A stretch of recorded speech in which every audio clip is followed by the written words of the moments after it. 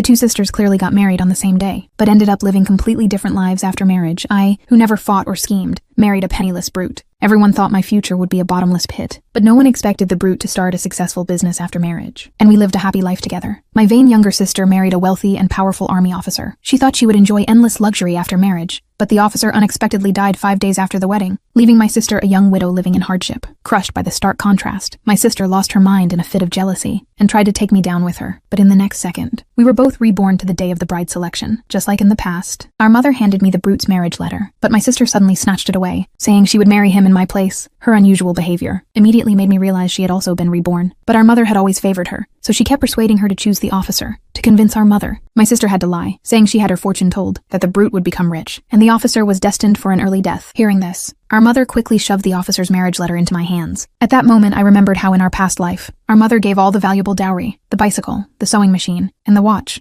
to my sister for her marriage. So I took the chance to make a condition, saying I would only agree to swap if I got the dowry. When our mother hesitated, my sister pulled her aside and whispered that if she wanted to live a wealthy life in the future, she had to give in to my demands, seeing how confident my sister was. Mother finally agreed to my terms, but my sister didn't know. In my in-laws' house, I had to endure constant mistreatment from my mother-in-law, and even tolerate betrayal from my husband. It was my wisdom and relentless effort that turned the brute into a successful man. Early the next morning, both sons-in-law sent over their betrothal gifts. Though the officer's family sent generous gifts, the officer himself couldn't come due to a mission, which gave my sister a chance to boast, saying that although her husband wasn't rich, at least he could be by her side. Word of her defending her husband soon reached the officer's mother, so she called her son back on purpose. She then handed him a photo of his future wife, and the officer was stunned. It turned out to be the woman he had fallen for at first sight, unexpectedly. My sister's switch had helped him marry the right person, so he rushed over at once. Meanwhile, my sister kept publicly mocking me for becoming a widow. Unable to take it anymore, I finally fought back. Mother saw my sister getting scolded and jumped in to blame me. At that moment, a car suddenly pulled up at the entrance. Under everyone's surprised gazes,